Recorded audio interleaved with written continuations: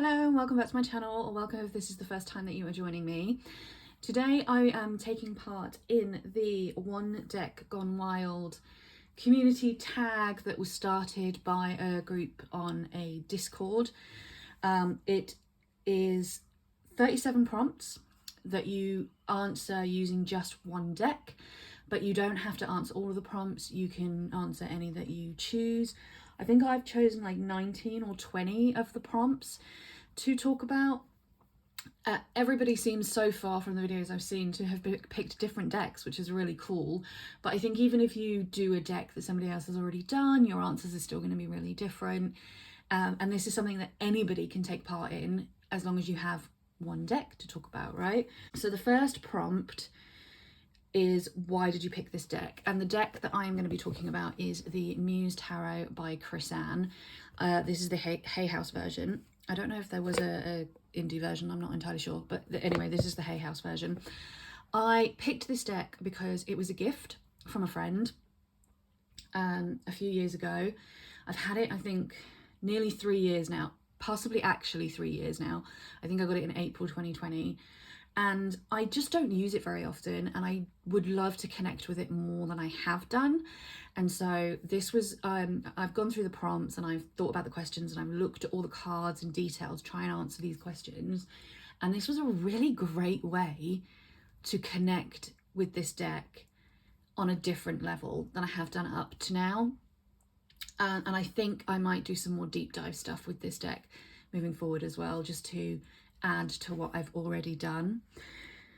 The next prompt is favourite set of minors. So this is like all the 3s or the 8s or whatever. And I have gone for all the 7s. And this is one, like 7 isn't particularly a number that I'm enamoured with in any way.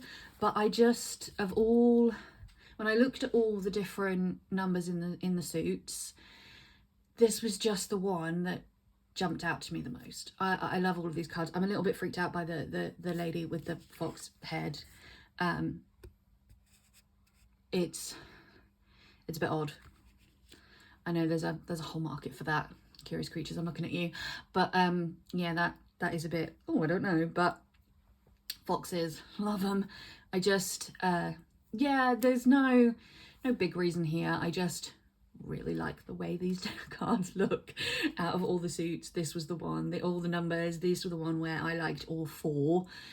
With some of the others I was like, I like that one but I'm not so keen on this one or whatever. But I don't have any particular draw to the number 7 in general, either in general or in relation to tarot suits.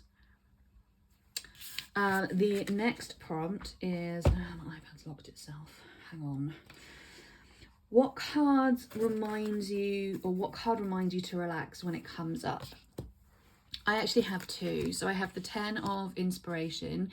So inspiration is wands. And this normally comes up as a reminder that I am trying to do way too much, which is the story of my life. I'm trying to do way too much. I've taken on too much. I've taken on things that aren't mine to carry.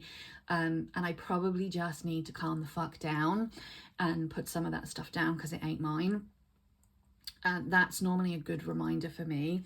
And also the sun, because the sun is just like, again, is that you've taken on too much, you're being a bit too serious, you're being a bit too involved in the work side of life, and maybe it's time to just chill out, relax, do a bit of meditation or whatever, go out and do something that's fun and that you enjoy and that makes you feel good. And especially a combination of these two would be like a massive smack in the face that, babe, you need to relax now, please. Not that I've ever called myself babe in my entire life, so I don't know what that was. The next prompt is your favourite representation of the colour blue. This deck has so much blue in it, of so many different shades, but I have gone with the 6 of emotions, which actually has a variant of blues in it, and I love the this very specific combination of all the different shades of blue in this card. So I would say the way that it represents all those different shades is what makes this my favorite shade of blue in the deck. But there is a lot of this like you see it in inspirations. There is a lot of blue in this deck. This one just really stood out for me. Your favorite representation of a choose your own adventure card. So I've gone with the death card. I love this death card. There's something, you know, about moths, and there's just like there's cobwebs, and there's so much going on in this card, but it really draws my eye. I think it's beautiful, really, really beautiful. And I think death cards can often be beautiful, but I think this is one of the most beautiful representations of the death card that I've ever seen. And I am just really, really drawn to it. It's probably also one of my favorite cards in the entire deck. And then next up is what is your favorite animal that's represented. So I, despite being absolutely fucking terrified of horses in real life, I have actually gone for the Knight of Inspiration, because not the Knight of Inspiration, just the knights in general, sorry, because I actually really like the fact that the knights in this deck have no people. They have no people in them, and the entire thing is just the horse. The horse is the knight, and that's something that you don't see very often, and I'm really drawn to that as an idea, and I really, really like it. And I also really like the flying horse, because who doesn't want a Pegasus or a flying horse of some kind? Me, because I'm terrified of horses, but in general I just think it's lovely. It's really lovely. And then you've got, you know, this horse has the fire for its mane. This horse has like the flowers because it's earth, and this horse has this like very sea-like feel. I think they're really, really well done. Next up, which court card reminds you the most of Heartbreak? This was a really interesting question. I nearly skipped it, but I settled on the Page of Emotions, particularly this card, because at first glance it looks pretty serene and pretty calm and pretty much on the outside like everything's fine, but then there's all this stuff happening inside, and around her middle it's all a bit tentacly, and you know there's you can see her heart is very there for all to see. And I think Heartbreak feels for me a bit like that. It feels very much like a very internal thing. Like on the outside, the world hasn't really changed, and everything is still going on as normal, and people are still carrying on as normal, and you're still expected to go to work and do your job, and, you know, have other relationships and pay your bills and just be a human being existing in the world in the way that we have to. And whilst inside, all of this stuff is happening. So yeah, I thought this actually, when I looked through the chords, this was actually kind of a beautiful representation of Heartbreak. So I'm going to leave that there, because a couple of questions don't have cards to show you, or the next question doesn't. So the next question would be, what is this deck's favourite book? And I am going to have to say all the books, including all the ones that have never even made it out of somebody's head, you know, the ones that have never been published. It's a Muse deck. It's all about the books. It loves them all, every single one.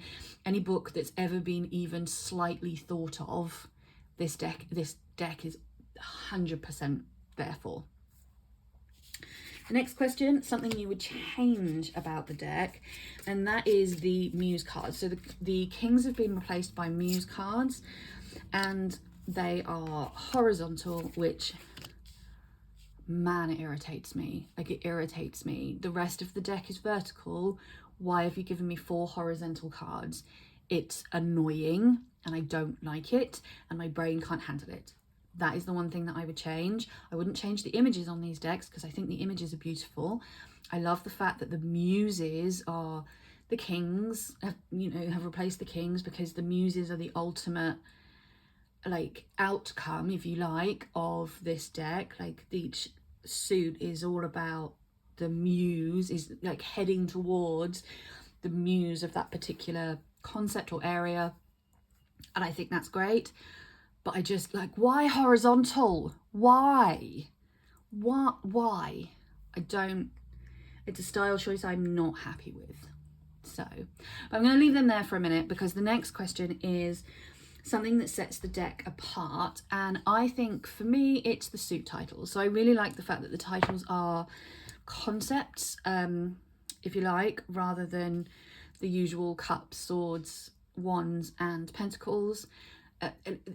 The titles are more about the energy and the concept of those things rather than the physical pentacle, the physical cup. So for cups you have emotions, for wands you have inspiration, for pentacles you have materials, and for swords you have voices. And it's something that I really like. I really do like. I'm not always keen on changing around the suit names, but I think if it's done well and it works, then I will enjoy that. And the next prompt is, what's the deck's biggest fear? So I actually, before I started this video, I shuffled my deck and I let it pick this card for itself, and the card that I drew was the 5 of materials, which totally makes sense because the 5 of materials, like all the 5 cards, are about loss, right? So it's like the loss of being part of something. That's kind of often how I think of the 5 of Pentacles, because you have this person who's outside of, like in the more traditional RWS, you have these people, these who are poor and who have been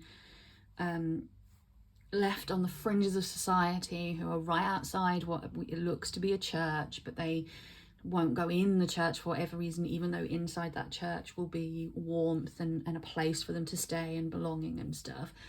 And it's kind of that, like, almost that risk of being on the outside, leaving and taking that risk of being the outlier, pushing you to a place where you lose a sense of community and belonging. And I think when you think about muses and the fact that they their job is to inspire you to greatness in terms of literature and music and poetry and those kind of things, it's like that their fear is that you will have this great idea, you'll take this risk, you'll push yourself, and the consequence of that is that you will be ostracized from society and people won't understand your vision and it will leave you out in the cold. I hope that makes sense. I was riffing that as I was going. So if this deck had its own collection, let's leave that out because there's nothing else to look at otherwise for a little while. If this deck had its own collection, what would it collect? I mean, it would collect stories and art and music and basically anything that is created or handmade or that comes from that creative spark or endeavor. It would collect all the things. What's the deck's signature, favorite scent, flavor, etc.? I was going to skip this because I know nothing about scents, but as I was flicking through the deck, the answer that came to me very strongly was bergamot or Earl Grey tea, and I don't know why, but it is what it is. It came to me and I'm sharing it with you, so there you go, that's where we are. Who is the deck in love with? Anyone who's ever had any kind of creative idea. It loves that spark of inspiration, whether it be music or art or literature or a screenplay or whatever it is, or just a really creative way of managing money or whatever it is. It's just anyone who's ever had a spark of inspiration of any kind. How old does the deck believe it is? This deck is timeless. It's timeless, it's beyond time, it's existed before the concept of time, it will continue to exist after the concept of time. That's how it feels. And who is this deck's father? And Zeus, because obviously they're muses. This is just me being a bit cheeky, but yeah, they're the muses, they're the daughters of Zeus, so Zeus. What is the gender of the deck, or does the deck identify as gender? It's very similar to the how old does it believe it is. So this deck, although this deck is very feminine presenting in the imagery that it's chosen, and very female presenting, sorry, in the imagery that it's chosen, it actually feels genderless. It feels like it's much bigger, like much bigger than the concepts of gender can contain. Most and least favourite card, and why? Okay, so I have two most favourites. They're both swords, interestingly, which says more about me than the deck. But one is the Queen of Voices. The Queen of Swords is my favourite card in the entire deck. I feel very represented by this card. I feel like this card very much encapsulates who I am as a person. Not even all of necessarily the traits that I want to have, but just the traits I have, because I have them. And I love how strong and beautiful this card is. And also the Three of Voices, because it's just like, it just really taps into that loneliness, heartbreak, fear that comes from the Three of Swords for me. And also, again, it's just beautiful to look at. And then the card that I like the least is Temperance. And I can't really explain why, other than there's something about the way that this person in the card is looking at me that makes me feel uncomfortable. And it's not the only deck in the card where the person is front on and looking out of the card at you. Like, there are other cards that do that, but for some reason I just find this one really confronting in a way that like puts me off, because Temperance for me isn't supposed to be confronting. And so I don't know what's going on there. It's obviously something that's going on with me, and yeah, it just makes me uncomfortable, and so I don't really love it. So next up is, what card in the deck do you feel most represents you right now? And I have gone with the Two of Materials, because I am very much at the moment in a space of trying to balance like work and play, trying to have a good work-life balance especially, but also trying to balance in a way that is good for me and my mental health, both the things that I have to do and the responsibilities I have, and the things that I choose to do and enjoy. I can struggle with that balance, and it's a constant juggling act for me to get it right. And so I just feel very represented by the Two of Pentacles and Two of Materials at the moment. What card in the deck do you feel gives a unique spin on your regular opinion of that card? And I have picked the Tower card, because I feel like often with the Tower card, I feel like the Tower moment is something that is done to us. It's something that happens to us outside of our control and outside of anything that we're really doing, or anything that we've really been involved in any kind of concrete way. I feel like the Tower, what am I trying to say? I feel like the Tower moment is something that happens outside of our own agency, whereas I feel like in this Tower card that, you know, you could argue that the lightning bolts are coming down towards her, but to me, when I look at this card, I think the lightning bolts are going up from her, and she is the one that is causing this destruction, and is very serene and calm about it, and just kind of like floating along on a rock, as you do. And it gives a much stronger sense of agency and the choice. Like, a choice was made here to break down these foundations and these like traditions and set ways of doing things, knowing that it was going to be messy, and it was going to like break everything apart, and it was going to be loud, and you know, it wasn't going to be nice and simple and quiet and easy, but the choice was still made to do that. I have two more. So one is, what is the deck's favourite spread? So I don't know if anybody has this book. It's 365 tarot spreads. There's post-it notes in mine for a very different reason. There's some ones that I've saved in there for the idea that I had for a video series that I may or may not do. I don't know how popular tarot reading type videos are anymore, but anyway, that's a whole different thing. But in this book for the 10th of January, there is a spread called Georgia O'Keeffe's Activate the Muse spread, and obviously that is their favourite spread. Like, why wouldn't it be? So just keep that there for a minute, people want to read it. So yes, that is their favourite spread. And then the very last one is out of order, but because I wanted to shuffle the cards for this, is draw 3 random cards.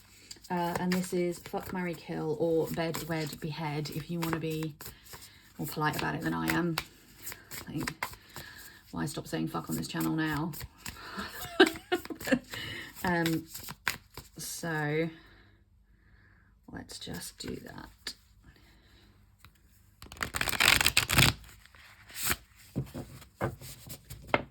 Oh, I keep knocking over this stone. I don't know why I don't just leave it there. Okay. So we have the 5 of Materials, the 7 of Emotions, and the Chariot, which is just a fucking card full of horses. But I am going to behead the 5 of Materials because nobody wants that energy in their life. I am going to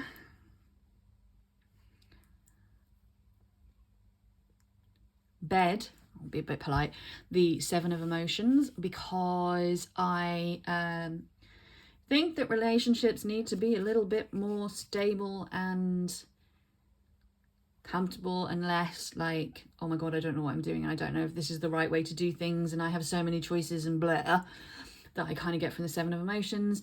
And so by default, I'm going to marry the the Chariot, despite the fact that this woman has an awful lot of horses.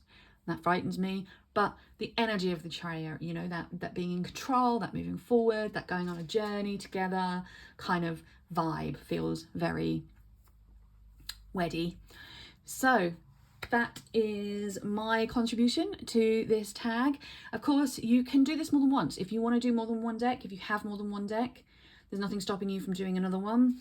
I really enjoyed this, and I'm really enjoying watching everybody else's videos. I think I've watched 5 or 6 now, and I have some more to go watch later on today.